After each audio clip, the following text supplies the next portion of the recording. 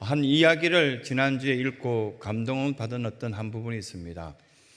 한 가정에 어머니가 임금님을 굉장히 보고 싶다 그렇게 말하자 자식이 어떻게 하면 임금님을 만날 수 있게 해줄 수 있을까? 아무리 이렇게 평민이 임금님을 어떻게 만날 수 있을까 고민하다가 경복궁 앞에 가 있자. 그렇게 해서 어머니를, 거동도 불편한 어머니를 업고 경복궁 앞에서 하루 이틀 무작정 기다리는 겁니다. 임금님이 궁궐 밖으로 나오는 일은 그 한 해 동안 한두 번 있을까요? 그런데도 이렇게 무작정 어머니가 임금님 한번 보고 싶은 어떤 그 마음들을 이 아들이 헤아리고 어머니를 매일같이 모시고 경복궁 궁 앞에 기다린다는 것을 임금이 드디어 듣게 됩니다. 듣고 이렇게 그 어머니를 모시는 자식이 어떨까 하고 행차를 하고 궁 밖으로 나갈 일이 생겨서 그 아들 앞으로 이렇게 가까이 갑니다. 그날 또 어머니를 모시고 와서 궁 앞에 있는 그 아들을 가까이 가서 너무 이렇게 훌륭한 일을 한다 칭찬하고 엄청난 큰 상을 내립니다. 이렇게 되면 반대로 또 어떤 일이 생길까요? 그 책 속에는 또 이렇게 나와 있습니다. 그것을 보고 이렇게 우리도 또 이렇게 큰 상을 받자 강압적으로 아주 못된 아들이 어머니를 강압적으로 업고 경복궁 앞에 가서 또 기다리기 시작합니다. 신하들이 그것을 파악하고 임금님에게 보고를 합니다. 저 아들에게는 결코 이렇게 상을 내리지 마시기 바랍니다. 왜냐하면 못된 짓을 하는 굉장히 나쁜 아들이라고 소문나 있습니다. 그런데도 불구하고 임금은 그 자식에게 가까이 다가갑니다. 또 큰 상을 냅니다. 금덩어리를 주고 여러 가지 물건을 줍니다. 신하들이 만류에도 불구하고 이렇게 임금이 이야기합니다. 흉내를 내서라도 하는 것이 합당한 것이 효다. 이것이 성경에서 창세기부터 시작해서 지금 우리가 이렇게 보고 있는 본문, 이 본문까지 계속 흘러오고 있는 내용 중에 핵심적인 내용이 뭐냐면 우리가 하나님을 사랑하는 것하고 부모님 사랑하는 것, 이것을 빼고는 신앙생활하는 것은 다 거짓일 수 있다. 그것을 우리에게 말씀하시며 흉내라도 내라. 우리의 신앙생활은 반드시 이것을 지켜나가야 된다. 그렇게 가르쳐주고 있습니다. 예수님을 믿는 저와 여러분들의 가정은 어떤 것으로 채워졌으면 좋겠습니까? 오랫동안 목회를 하면서 여러 가지 어떤 생각들이 드는 가운데 여러분들이 이렇게 권면드리고 싶습니다. 부부간에 사랑하는 모습을 자식들에게 보여주시길 부탁드립니다. 자식들이 질투할 만큼 어떻게 우리 엄마 아빠는 저렇게 친할 수 있지? 별것 아닌 것 먹고도 저렇게 행복해야 할 수 있을까라고 생각할 만큼 부부는 친한 것이 합당하다라고 생각되어집니다. 부부가 친하지 못하면 자식들이 삐뚤어져 나가고요. 자식들이 제대로 배울 수 있는 것들이 없다라고 생각되어집니다. 그래서 행복한 가정, 훌륭한 가정, 성도다운 어떤 가정을 이루시기 위해서는 부부가 함께 행복할 수 있기를 권면드립니다. 이제 홀로 지내신 분들은 이렇게 안타까운 어떤 생각이 들 수도 있겠지만, 그러나 이 성경에서 주신 이 첫 번째 교훈들을 생각하며 두 번째는 자식들이 순종할 수 있게끔 가르치고 만들어야 된다. 무엇보다도 우리는 물질로 다른 어떤 것을 해주려고 하는 것보다는 기도를 많이 해주시길 부탁드리고 성경에는 이런 가르침이 너에게 주어지고 있다라고 뚜렷이 가르치는 것이 좋을 것 같습니다. 목회자 입장에서 술, 담배를 끊지 못하는 성도들에게 엄히 제가 이렇게 말씀을 가르치지 못한 거 굉장히 후회스러울 때가 많습니다. 그리고 또 여러분들이 하나님 앞에 큰 사랑받기 위해서는 물질로도 어떻게 해야 될지를 알고 있기에 때로는 참 고민스러울 때가 많습니다. 순종을 가르쳐야 된다는 것. 많이 어떤 우리가 배우지 못하고 많은 것들을 가지지 못한다 할지라도 이것들은 우리에게 행복의 지수에 매우 중요한 어떤 부분이라는 것을 성경은 우리에게 말씀하고 있었습니다. 그러고 난 뒤에 또 한 가지 세 번째 저에게 뚜렷하게 느껴지는 것이 뭐냐면 자식들이 부모에게 축복받을 그릇을 준비하게끔 우리는 그것들을 인도하고 가르쳐야 된다는 것. 세 번째 이렇게 말씀을 전하고 싶습니다. 자식들이 부모가 축복하고 싶은데도 너무나 보면은 못된 짓을 하고 못된 말을 하고 그렇게 했을 땐 아무리 축복하려고 준비된 부모라 할지라도 그것들이 축복이 흘러갈 가능성이 없다는 것은 성경이 우리에게 교훈해주고 있는 메시지라는 사실입니다. 몇 년 전에는 보면은 이렇게 백두산 관광이 유명했습니다. 그 관광을 안내하는 가이드 이야기를 전해 들은 적이 있습니다.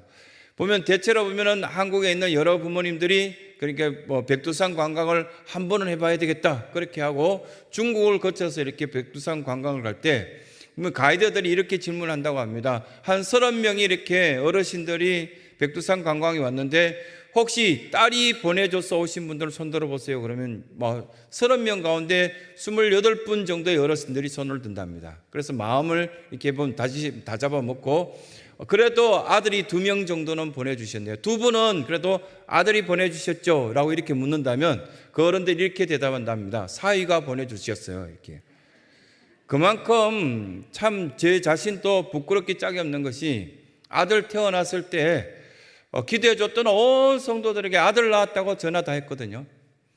그 기도해줬던 권사님들에게 지금도 기억납니다. 저 아들 낳았습니다 막 자랑하고요. 장모님에게 전화하고요. 집에 전화하고 우리 집에 아들 낳았습니다. 그런데 이 점점 지나면서 딸이 더 좋다는 것을 왠지 자꾸 많이 느껴지면서 이것이 성경에서는 나에게 뭐라고 교훈하실까? 사실 저는 아들이거든요. 아들인데 딸보다 훨씬 못하고 있다는 부끄러운 어떤 모습들을 발견하기도 합니다.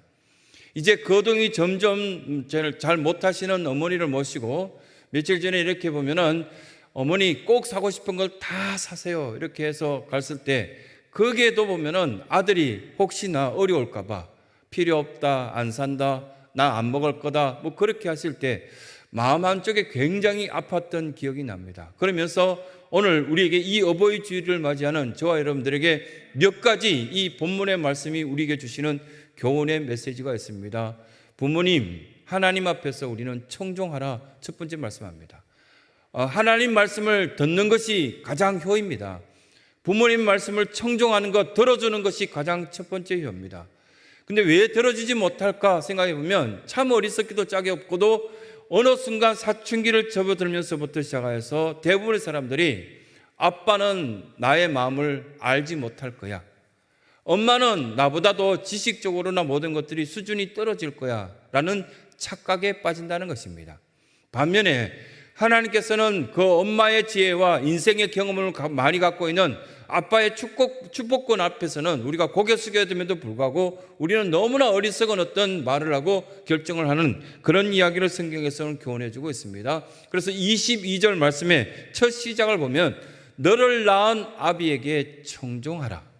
그리고 맨 마지막에 25절의 말씀에 보면 너를 낳은 어미에게 기뻐하라. 너 낳은 엄마에게 기뻐할 줄 알고 너를 낳은 아버지 앞에서 너는 청종하고 뭔 이야기를 하면은 들을 줄 알아야 된다. 이것이 바로 하나님께서 허락하신 축복이 흘러가는 통로다. 그렇게 말씀하신 것을 보게 되죠. 듣기 싫은 이유 참 많이 있습니다. 소통하기 싫다고 말합니다. 아마도 아빠와 이런 이야기를 하면 소통되지 않을 거다. 혼자 착각하는 그런 결정 많이 내립니다. 그럼에도 불구하고 하나님은 우리에게 계속적으로 말씀합니다. 순종하는 것이 바로 하나님의 뜻이고 순종하는 것이 바로 올바른 신앙의 태도고 신앙은 바로 우리에게 반응하는 것인데 이 반응하는 어떤 것들 속에는 순종이 틀림없이 있어야 된다라는 말씀하시죠. 하나님 말씀을 들으면 여러분 순종하시겠습니까? 반항하시겠습니까? 어느 것이 축복이라고 생각되어집니까? 설교의 말씀을 들려주면 이번 한 주간 동안 이 말씀대로 한번 살아봐야 되겠다 결단하십니까? 아니면 그 말에 대해서 과학적인 검증을 하고 나는 이것은 듣지만 이것은 듣지 않겠다 그렇게 생각하십니까? 엄마 말은 이 부분은 듣고 이 부분은 내가 듣지 않겠다. 아버지가 이렇게 말한다 할지라도 나는 내일 아침부터 이렇게 살겠다. 어느 것이 지혜롭고 훌륭한 자식이라고 생각되어집니까? 많은 어르신들이 섭섭하고 힘들어하는 것이 대화할 사람이 없는 것, 내 이야기를 들어줄 수 있는 자식이 없는 것, 말을 해도 이렇게 하면은 내 아들이 사업이 망할 것 같다 싶어서 아버지가 이렇게 인생의 경험을 갖고 이야기해주면 들을까요? 듣지 않을까요? 대부분 안 듣습니다. 그 신앙의 길을 보시면 부모로서 보면은 다음 세대 우리 자식들이 지금 이렇게 걸어가고 있는 이 신앙의 태도가 망하는 길이라는 거 보여지지 않습니까? 그래서 말하지 않습니까? 듣든가요? 듣는다면 정말 지혜로운 사람입니다. 정말 지혜로운 딸이고 아들입니다. 하지만 대체로 잘 듣지 않아서 수준이 낮으시고 다음 방향, 그 다음 차선책을 선택하는 그런 모습들을 보게 되는 것입니다. 22절 말씀을 뚜렷하게 우리에게 이야기하십니다. 너를 낳은 아비에게 청종하고 그 다음 들은 다음에 뭐라고 말씀했습니까? 엄마 경히 여기지 말라고, 무시하지 말라고. 아버지를 이렇게 보면은 아버지 이야기를 듣기 싫어하고 엄마를 무시하는 어떤 그 자식이 잘 되는 방법은 성경에 없다라고 틀림없이 이야기하고 있습니다. 잠언서는 우리에게 말씀합니다. 이 잠언서로 통하여서 우리에게 지혜를 깨달으라는 말씀을 하는데, 아버지의 이야기를 듣고 엄마의 어떤 교훈들을 듣지 않는 그 자식이 잘 될 수 있는 비결이 없기 때문에 우리는 끊임없이 자식들을 훈계하고 가르치며 기도할 필요성이 있다. 이것이 청종이라는 단어로 통해서 우리에게 첫 번째 말씀하신 것을 깨닫게 됩니다. 두 번째, 지혜로운 자녀가 부모의 기쁨이 되죠. 우리는 지식으로 생각하는데 좋은 대학 가고 훌륭한 어떤 회사 가는 것들을 우린 자랑거리로 생각하는데, 대체로 수천 명의, 아니 제가 이렇게 거의 10,000명 가까이 청년들을 가르치 않나 싶은데, 그 청년들이 좋은 회사 가고 좋은 대학 가니까 부모하고 더 멀어지던데요. 더 많은 어떤 재산을 가지고 더 훌륭하게 되니까 오히려 부모님께 찾아오는 빈도가 줄어들고요. 반면에 조금 덜 배웠지만 엄마가 최고 좋아, 엄마가 만들어준 밥이 제일 맛있어, 이렇게 하는 자식이 훨씬 더 자주 찾아오고, 엄마가 무엇이 필요한지, 어떻게 아픈지, 어떻게 괴로워하는지를 더 잘 이해하는 자식이 되더라는 것을 깨닫습니다. 23절에 이렇게 말씀합니다. 진리를 사되 팔지는 말라고, 지혜와 훈계와 명철도 그리하라고. 하나님의 주신 지혜가 우리에게 다가왔습니다. 우리에게 뭐라고 말씀하십니까? 잠언서 1장 7절에 보면은 여호와를 경외하는 것이 지식의 근본이거늘 미련한 자는 지혜와 훈계를 멸시하느니라. 9장 10절에는 뭐라고 말씀하십니까? 여호와를 경외하는 것이 지혜의 근본이요 거룩한 자를 아는 것이 명철한 것이다. 이렇게 말씀하는데, 지혜가 여기 있는데, 하나님의 뜻이 여기 있고요, 하나님 방법이 여기 있는데, 우리는 계속적으로 과외를 시켜야 되고 나의 노후 자금을 아이에게 투자해서 또 다른 어떤 것을 배우게 만들고 그 길을 열어주기 위해서 몸부림치는 그 모습 속에는 우리는 어리석어지고 있다라고 그렇게 말씀합니다. 디모데후서 3장 10절에 보면 성경은 모든 교훈과 책망과 바르게 함과 의로 교육하기에 유익하다. 그러면 성경을 가르쳐 본 적이 있는가 물었을 때 참 부끄럽기 짝이 없습니다. 그리고 우리가 이렇게 이제 부모 되었으니까 또 자식의 이야기를 하지만, 자식들 입장에서는 부모에게 어떻게 하는 것이 올바를까? 지혜로운 자식 되라고요. 그 지혜로운 자식은 하나님을 인정하고 부모님을 인정하는 자식이 참 지혜롭다, 그렇게 말씀하는 거 아닙니까? 그런데 보면은 우리는 하나님을 잘 인정하지 않는 것이 무엇인 줄 알고 착각할 수도 있고요. 내 엄마를 경멸히 여기면서도 지혜로운 척합니다. 엄마를 어머니가 아무리 초등학교밖에 못 나오고 학벌이 부족하다 할지라도 나보다 훨씬 더 뛰어난 분이라고 인정하는 것이 지혜롭다, 그렇게 성경은 교훈하십니다. 그렇게 가능할까요? 참 어렵습니다. 내 어머니 말이 맞아요. 그렇게 하는데 어머니 제 이야기도 한번 들어줬으면 좋겠습니다. 한 박자 늦춰가면 어떨까요? 5월 1일 날 보면은 예배를 마치고 주일 날 들어가서 교인들하고 몇 통의 전화를 하고 나는데 TV를 켜고 미운 우리 새끼라는 그 드라마, 이렇게 프로그램을 봤습니다. 그렇게 봤더니 그 장면 가운데 이렇게 슈퍼주니어라는 아주 인기 있는 연예인 그룹에 최시원이라는 사람이 등장했습니다.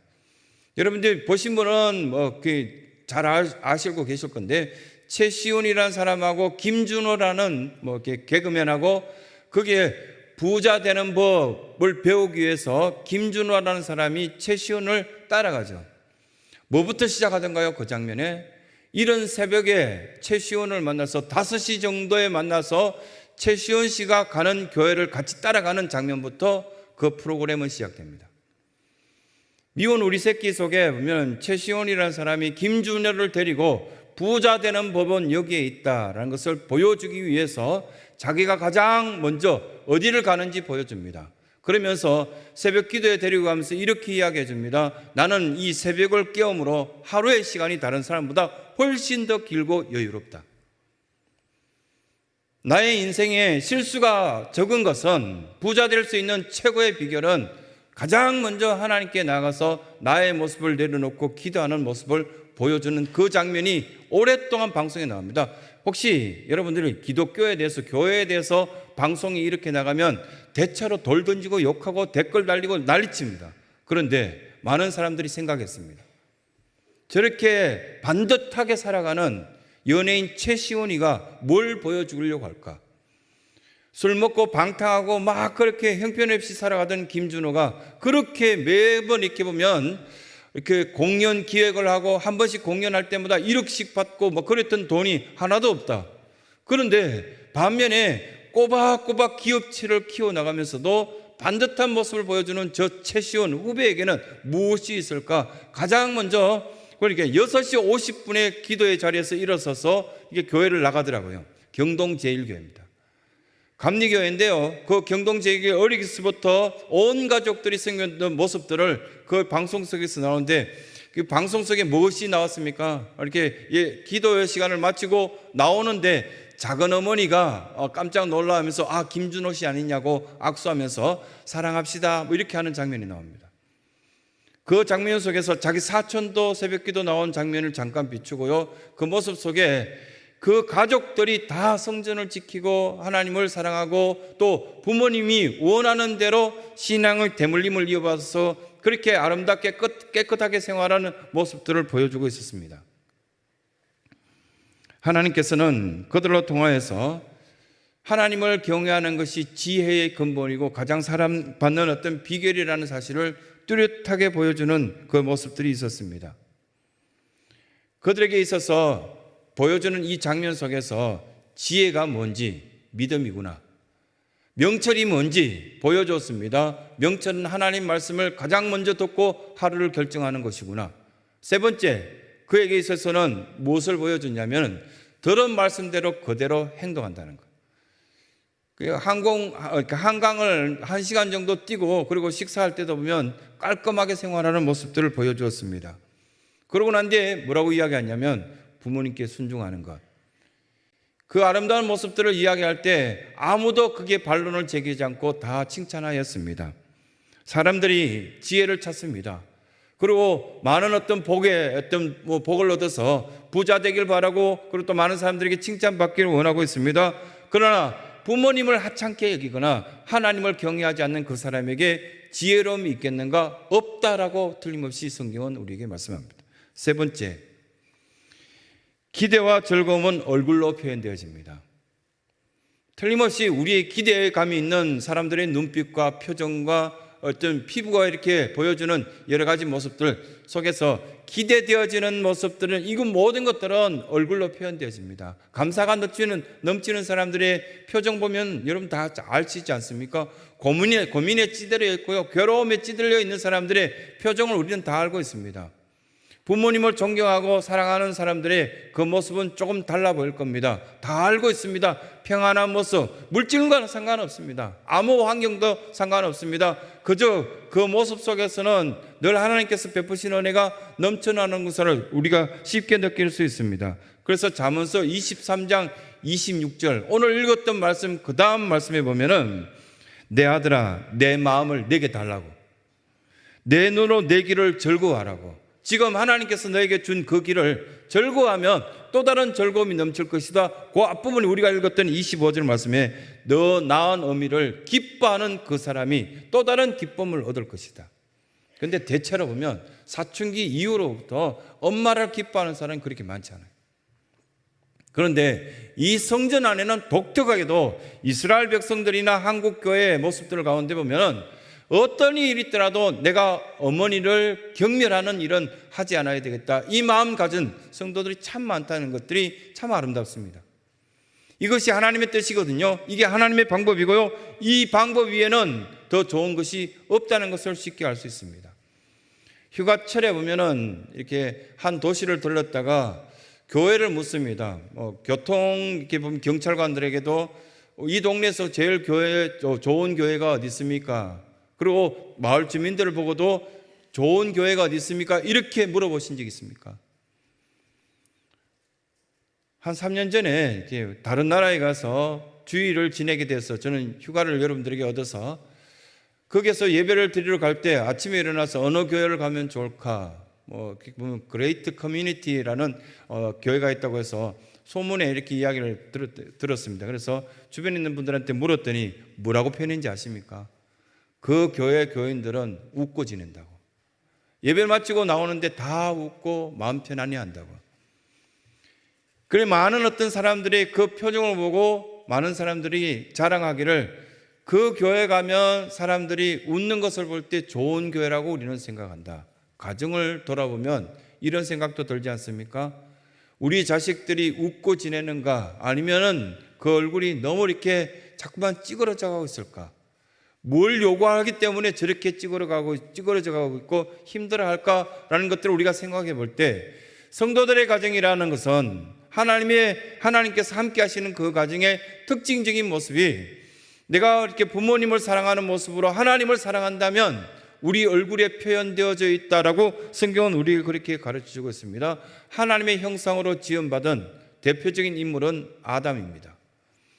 그러고 난 뒤 그 아담의 후손들을 쭉 이렇게 보면은 하나님의 근심에서 벗어나서 야곱의 축복의 통로라는 것을 우리가 성경을 통해서 교훈 얻는 그 메시지를 보게 된다면, 야곱처럼 어려움 속에서도 근심하지 않고 하나님 앞에 밝은 미소를 지으는 사람이 있었겠나라는 생각이 들고요.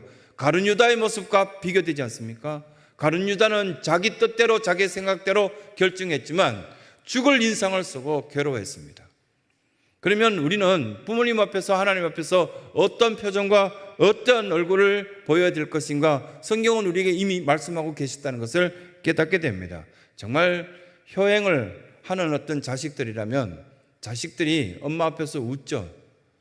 매일같이 괴롭다고 죽을 것 같다고 그렇게 말하는 자식들이 있다면 얼마나 엄청난 죄를 짓고 있다고 여러분들이 생각하십니까? 중국에 보면 얘기라는 책이 있지 않습니까? 그 얘기라는 책 속에 굉장히 훌륭한 어떤 이야기들이 담겨져 있습니다. 대효존칭,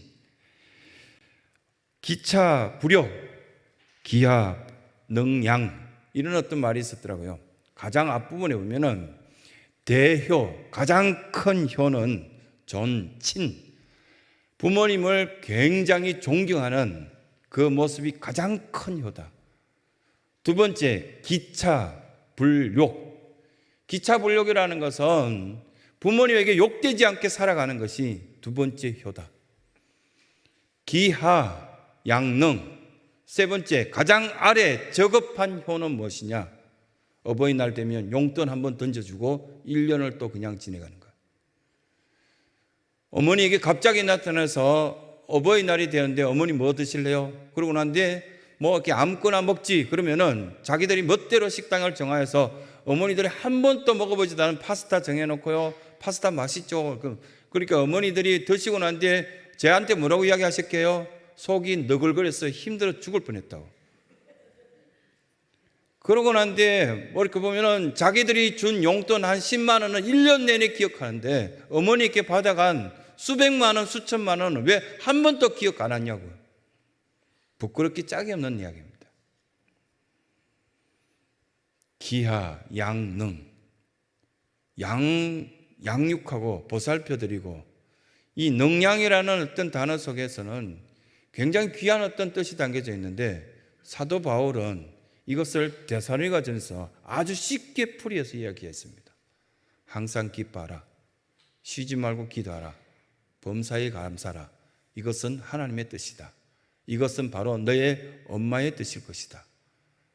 사도 바울이 가르쳐준 가장 단순하고 가장 쉬운 어떤 방법, 이것을 효로 우리가 행할 수 있음에도 불구하고 참 답답한 노릇인 그런 일들이 참 많은 것을 발견하게 됩니다.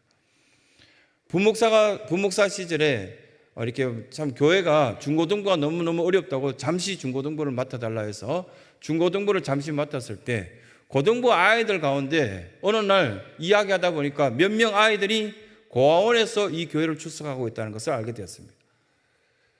그런데 그 아이들은 5월달이 되면 너무너무 괴로워하고 힘들어합니다. 자기를 낳은 엄마가 누군지 아빠가 누군지 모르니까. 그리고 고3이 되었는데 그 여자아이 하나가 오면은 전교에서 1등이라는 거예요. 와, 공부 잘하는구나. 그런데 엄마가 있다면, 아빠가 있다면은 내가 지금 이 전교 1등 이 성적으로 대학을 고민하겠어요? 이렇게 이야기했습니다. 이야기 들어보니까 원장 어머니가 저보고 학비가 전혀 들지 않는 철도대학으로 이렇게 가라고. 아마 너는 전교 1등이니까 바로 이렇게 입학을 허락해 줄 것이다. 거기에는 오히려 용돈까지 준다고 막 그런 어떤 이야기를 제게 해 주더라고요. 그래, 좋은 생각했다고.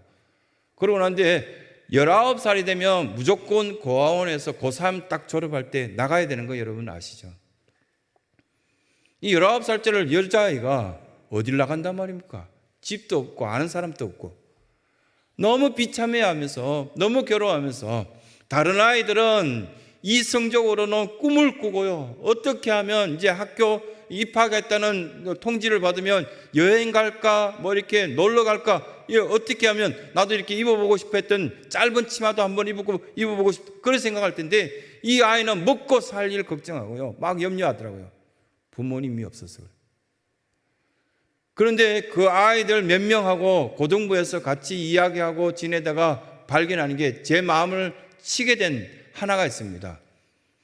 부모가 없어서 그렇게 괴로워하는데도 그 다음에 최악은 뭐냐면은 부모가 계시는데도 경멸하고 지내는 자식이 최악이라는 것을 발견했습니다. 있는데도 부모님이 계신데도 행복해할 줄 모르고요. 부모님이 그렇게 사랑하고 아껴주고 밥을 챙겨줘도 먹기 싫어, 나 이거 가지 싫어 이렇게 하는 최악의 다른 길로 가는 자식이 발견되었습니다. 그 많은 고등부 아이들에게 가르치기 시작했습니다. 부모가 없을 수도 있다고. 그럼에도 불구하고 자기가 개척해서 모든 결정을 자기가 하고 모든 어떤 것들을 책임져야 되는 그런 아이들도 행복을 찾아서 이렇게 쓰는데 심지어는 엄마도 계시고 아빠도 든든하게 계시는데 왜 그렇게 비참한 생활을 선택하냐고. 하나님 계시고 우리는 하나님을 아버지라고 부르는데 왜 그렇게 모질고 못됐고 인생이 잘못된 그 길을 선택하냐고. 목회자 보고요, 영적인 아버지라고요? 그럼 어떻게 하시면 좋겠습니까? 내 낳은 어미를 경멸하고도 우리가 행복한 인생을 살 수 있을까라는 어떤 질문을 했을 때 우리는 그 선택권 앞에서 어떤 것을 선택할 수 있을 것인가? 생명을 주신 엄마가 있기에 저희들은 투정도 하고요, 그리고 못된 이야기도 할 수 있습니다. 만약에 없다면, 우리에게 영적인 아버지가 하나님이 없다면 우리는 무엇을 선택할 수 있겠습니까?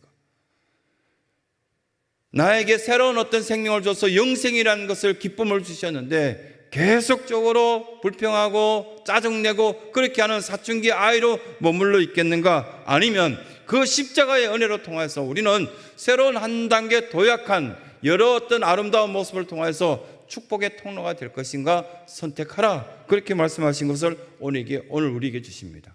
어버이의 즐거움은 여기에 있습니다.